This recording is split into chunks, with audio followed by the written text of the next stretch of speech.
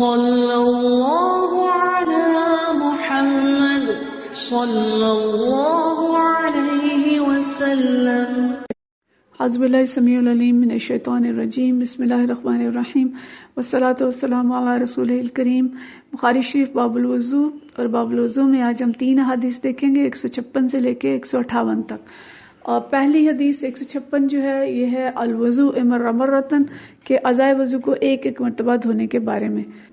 یہ حدیث حضرت ابن عباس رضی اللہ تعالیٰ عنہ سے روایت ہے، فرماتے ہیں توضأ النبی مرہ مرتن، کہ نبی کریم صلی اللہ علیہ وسلم نے ایک ایک مرتبہ اعضائے وضو کو دھویا۔ تو مطلب یہ ہے کہ اعضائے وضو کو ایک ایک مرتبہ دھونے سے فرض ادا ہو جائے گا، اگرچہ یہ طریقہ مسنونہ نہیں ہے، لیکن یہ تفصیل ہم پیچھے پڑھ چکے ہیں کہ بوقت مجبوری یا جب خالی وضو کرنا ہو، نماز نہ پڑھنی ہو، تو ایک ایک مرتبہ دھونے پر بھی اکتفا کیا جا سکتا ہے، اور وضو کا فرض جو ہے وہ ایک مرتبہ دھونے سے ادا ہو جاتا ہے۔ دوسری حدیث کیا ہے کہ الوضوء مرتین مرتین، کہ 2 مرتبہ اعضاء کو دھونے کے بارے میں۔ یہ حدیث ہے حضرت عبداللہ بن زید رضی اللہ تعالیٰ عنہ سے، ان عبداللہ بن زید ان النبی صلی اللہ علیہ وسلم توضأ مرتین مرتین۔ وہ فرماتے ہیں حضرت عبداللہ بن زید کہ نبی کریم صلی اللہ علیہ وسلم نے 2 مرتبہ وضو کیا، یعنی 2 مرتبہ اعضاء کو دھویا۔ تو گویا ان دونوں حدیث سے ہمیں پتہ چلتا ہے کہ وضو کا فرض تو ادا ہو جائے گا ایک ایک مرتبہ اور 2 مرتبہ دھونے سے، لیکن یہ نبی کریم صلی اللہ علیہ وسلم کا معمول نہیں تھا۔ معمول کیا تھا یہ اب اگلی حدیث میں ہم پڑھتے ہیں۔ یہ حدیث ہے حضرت عثمان رضی اللہ تعالیٰ عنہ نے اس کی تفصیل ہمیں بتائی ہے۔ تو یہ ہے الوضوء ثلاثاً ثلاثاً، 3 مرتبہ اعضاء کو دھونے کے بارے میں۔ حضرت عثمان کے ایک غلام تھے حمران، یہ ان سے روایت ہے ان حمران مولا عثمان، کہ حضرت عثمان کے جو مولا تھے، غلام تھے، اخبرہ، انہوں نے خبر دی انہ یا عثمان بن عفان، کہ میں نے حضرت عثمان بن عفان رضی اللہ تعالیٰ عنہ کو دیکھا، دعا باناء، انہوں نے ایک برتن منگایا، فافرغ علی کفیہ 3 مرار فغسلہما، تو انہوں نے پانی لیا اور 3 مرتبہ اپنے ہاتھوں کو دھویا، ثم ادخل بیمینہ فی الاناء، پھر انہوں نے اپنا دایاں ہاتھ برتن کے اندر ڈالا، فمزمز واستنشق، اور اس سے انہوں نے کلی کی، 3 مرتبہ کلی کی اور ناک صاف کیا، ثم غسل وجهه 3، پھر 3 مرتبہ اپنے چہرے کو دھویا، وَيَدَيْهِ إِلَى الْمِرْفَقَيْنِ 3 مرار، پھر انہوں نے 3 مرتبہ ہاتھوں کو کونیوں سمیت دھویا، ثم مسح برأسه، پھر انہوں نے اپنے سر کا مسح کیا، ثم غسل رجليه 3 مرار إلى الكعبين، پھر انہوں نے اپنے پاؤں کو ٹخنوں تک 3 مرتبہ دھویا، ثم قال رسول اللہ صلی اللہ علیہ وسلم، پھر انہوں نے فرمایا کہ رسول اللہ صلی اللہ علیہ وسلم نے فرمایا من توضأ نحو وضوئی ھذا، کہ جس نے اس طرح وضو کیا جیسے میں نے وضو کیا، یعنی میری طرح سے وضو کیا، ثم صلی رکعتین، پھر اس نے 2 رکعت نماز پڑھی، لا یحدث فیہما نفسہ، جس میں اپنے دل میں کوئی اور خیال نہ لایا، غفر لہ ما تقدم من ذنبہ، تو اس کے وہ تمام گناہ بخش دیے جائیں گے جو اس سے پہلے اس نے کیے ہوں گے۔ ذرا اس سے جو صغیرہ گناہ ہے وہ مراد ہیں۔ وعن ابراہیم قال قال صالح بن کیسان قال ابن شہاب ولكن عروة يحدث عن حمران، ایک اور آگے اس کی تفصیل آتی ہے کہ ابراہیم سے روایت ہے، انہوں نے صالح بن کیسان سے اور ابن شہاب سے روایت کرتے ہوئے کہا کہ حضرت عروہ نے حمران سے بیان کرتے ہوئے یہ بھی کہا تھا کہ فلما تودع عثمان، کہ جب حضرت عثمان نے وضو کر لیا، قالا، تو انہوں نے فرمایا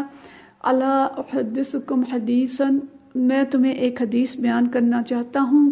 لولا آیت ما حدثتکموہ، اگر ایک آیت نہ ہوتی تو میں تم سے یہ بیان نہ کرتا۔ یعنی وہ اتنا ڈرتے تھے کہ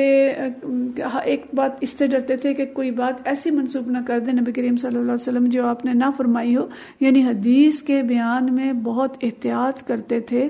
اور کہتے ہیں کہ اگر قرآن پاک کی یہ آیت نہ ہوتی تو میں یہ حدیث تم سے بیان نہ کرتا۔ اور وہ حدیث، وہ آیت کیا ہے، ان الذین یکتمون ما انزلنا من البینات، یہ تفصیلی آیت ہے سورۃ البقرہ کی، کہ جو لوگ چھپاتے ہیں جو کچھ ہم نے نازل کیا ہے واضح نشانیوں میں سے، اس کو ہم آگے تفصیل سے دیکھتے ہیں۔ تو اگر یہ آیت نہ ہوتی کہ کتمان حق یا کتمان آیت کا میں مستحق بن جاتا تو میں یہ حدیث بیان نہ کرتا۔ اور کیا کہتے ہیں، حدیث کیا بیان کرتے ہیں کہ کہ سمعت نبی صلی اللہ علیہ وسلم، میں نے نبی صلی اللہ علیہ وسلم کو سنا یقول، یہ کہتے ہوئے، لا یتودع رجل یحسن وضوءہ، کہ کوئی شخص جب بہت اچھی طرح سے وضو کرتا ہے، احسان کے ساتھ وضو کرتا ہے، ویصلی الصلاۃ، اور پھر نماز پڑھتا ہے، الا غفر له ما بینہ وبین الصلاۃ حتی یصلیھا، تو ہوتا کیا ہے کہ اس نے اس کے اور اس نماز کے درمیان جو گناہ ہوتے ہیں وہ سب کے سب اس کے بخشے جاتے ہیں، یعنی ایک نماز سے دوسری نماز تک جو اس سے گناہ ہو چکے ہیں، تو اس اچھے وضو سے اور اچھی نماز سے وہ گناہ معاف ہو جاتے ہیں۔ اور عروہ نے پھر بتایا کہ آیت کیا ہے، یہ سورۃ البقرہ کی آیت ہے، ان الذین یکتمون ما انزلنا من البینات والہدی من بعد ما بیناہ للناس، کہ جو لوگ اللہ کی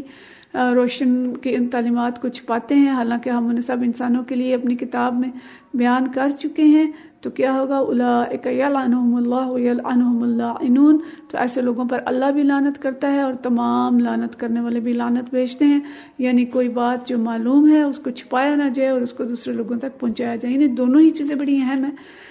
کہ ایک طرف تو کتمان حق نہ کیا جائے، جو بات معلوم ہے اس کو چھپایا نہ جائے، اس کو پہنچایا جائے، اور دوسری طرف یہ کہ کوئی غلط بات یا اس میں بے احتیاطی نہ کی جائے نبی کریم صلی اللہ علیہ وسلم کی حدیث بیان کرنے میں، کہ کوئی بات جو آپ نے نہ کی ہو وہ کر دیں یا اس کو بڑھا دیں یا اس کو بدل دیں کسی طریقے سے، تو یہ بات بھی بڑی خوفناک ہے، تو دونوں جو احتیاطیں ہیں وہ ہمیں رکھنی چاہیے۔ بہرحال یہ حدیث جو ہے یہ وضو کے بارے میں ہے،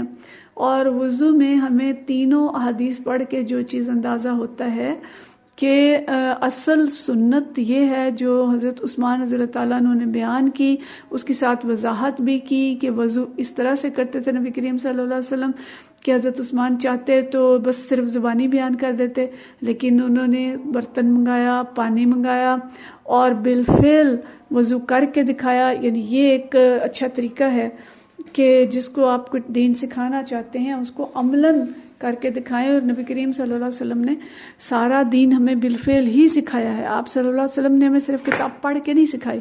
کہ صرف انہوں نے قرآن پاک پڑھ کے سنا دیا اور جی قرآن کے اندر یہ کام آئے ہیں، بلکہ آپ صلی اللہ علیہ وسلم نے ہر چیز کر کے سکھائی، پورے دین پہ عمل کر کے سکھایا،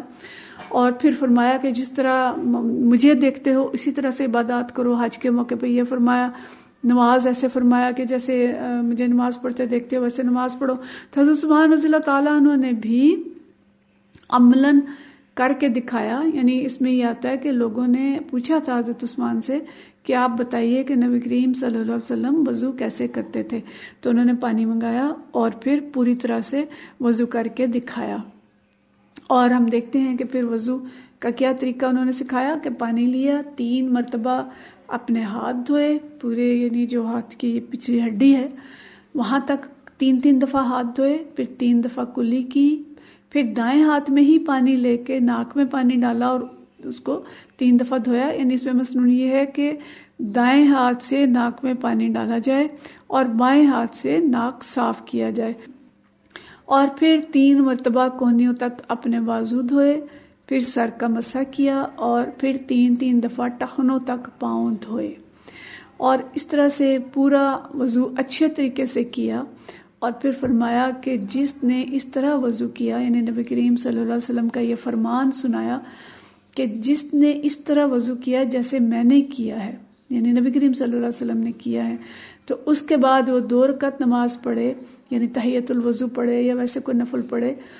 اور وہ نماز بھی ایسی ہو کہ اس کے اندر اسے کوئی خیال نہ آئے، یعنی وہ کوشش کرے کہ نماز کے اندر خشوع قائم رہے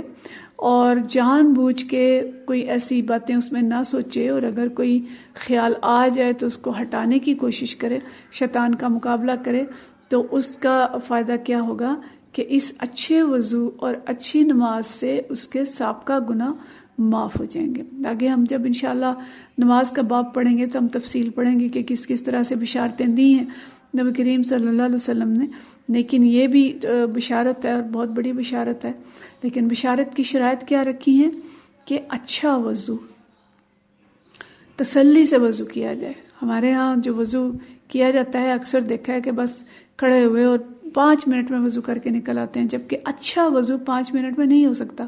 اس کے لیے آپ کو کچھ وقت لگانا پڑتا ہے کہ اچھی طرح اعضاء کو ملیں، کوئی جگہ خشک نہ رہ جائے۔ چہرے کا ہم نے دیکھا کہ بالوں کے لائن سے لے کے ٹھوڑی تک اس سارے حصے کو پہلے گیلا کیا جائے، پھر اچھے طریقے سے پانی بہایا جائے. اور پانی کی بھی ہم تفصیل پڑھ چکے ہیں کہ اچھا وضو کون سا ہے، کہ جس میں نہ تو پانی بہانے میں اتنی کمی کی جائے کہ اعضائے وضو خشک رہ جائیں، اور نہ اتنا پانی بہایا جائے کہ پانی ضائع ہو. حتیٰ کہ دریا کے کنارے بیٹھے ہیں تب بھی پانی زیادہ نہ بہائیں. تو اعتدال کے ساتھ لیکن اچھے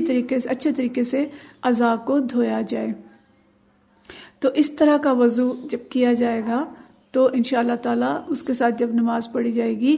تو گناہ معاف ہوں گے. اس بات کو بس اچھی طرح سے سمجھ لیں کہ بوقت ضرورت بوقت مجبوری ایک دفعہ دھوئیں گے تو بھی وضو ہو جائے گا، 2 دفعہ دھونے سے بھی ہو جائے گا. لیکن سنت نبی کریم صلی اللہ علیہ وسلم کی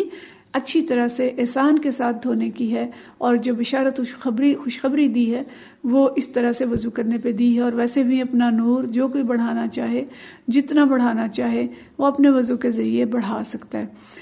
پھر اسی حدیث کا جو دوسرا حصہ ہے جو صالح بن کیسان حضرت عروہ سے دوبارہ روایت کرتے ہیں، وہ یہ ہے کہ حضرت عثمان رضی اللہ تعالیٰ عنہ نے یہ فرمایا کہ میں تمہیں ایک حدیث بیان کرنا چاہتا ہوں. اور وہ حدیث کیا ہے کہ جو شخص احسان کے ساتھ وضو کرے گا، یتودع رجل یحسن، اچھے طریقے سے وضو کرے گا، تو پھر اس کے بعد نماز پڑھے گا تو اس کے وہ گناہ بخش دیے جائیں گے جو اس نماز تک ہوں. یعنی 2 نمازوں کے دوران جو گناہ اس سے ہوئے ہوں گے، یعنی ایک نماز سے دوسری نماز تک اچھا وضو اور اچھی نماز درمیان کے گناہ معاف کرا دیتی ہے. تو یہ بہت بڑی بشارت ہے اگر ہم اس کو دیکھیں کہ جو اعمال تو ہم کرتے ہی ہیں، نماز بھی پڑھتے ہیں، وضو بھی کرتے ہیں، لیکن اگر یہ اچھے طریقے سے کیے جائیں، احسان کے ساتھ کیے جائیں، ان کا اچھی طرح سے حق ادا کیا جائے تو یہ بخشش کا ذریعہ ہوگا. تو یہ بشارت ہے ہمارے لیے. یعنی دیکھیں کہ اس میں جو چیز ہمیں نظر آ رہی ہے کہ محبت کے ساتھ تیاری اللہ کے حضور حاضر ہونے کی.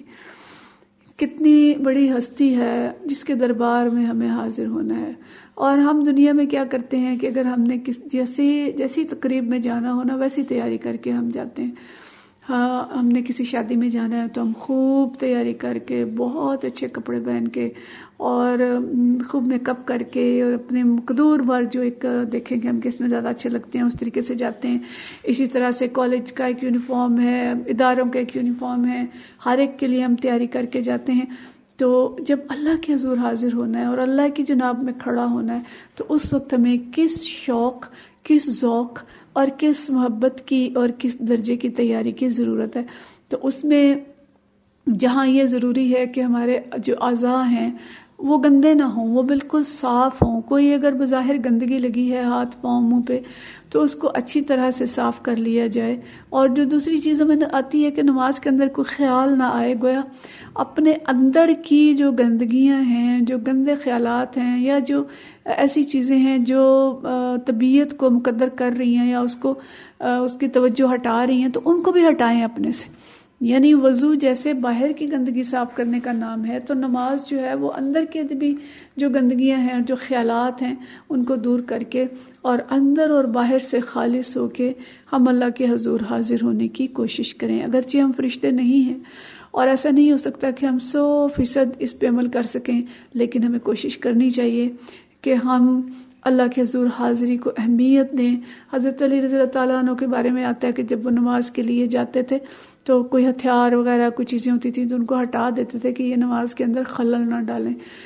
تو نماز اگر ہم توجہ سے پڑھنا چاہتے ہیں اور ہم چاہتے ہیں کہ ہمارے گناہ معاف ہو جائیں تو خلل ڈالنے والی چیزوں سے ہم کوشش کریں الگ ہونے کی. اب وہ خلل چاہے اندر کا ہے یا باہر کا ہے. اندر خلل والی چیزیں کون سی ہوتی ہیں جو ہمیں ڈسٹرب کرتی ہیں؟ نامکمل کام ہو سکتے ہیں، کوئی ایسے خیالات ہو سکتے ہیں،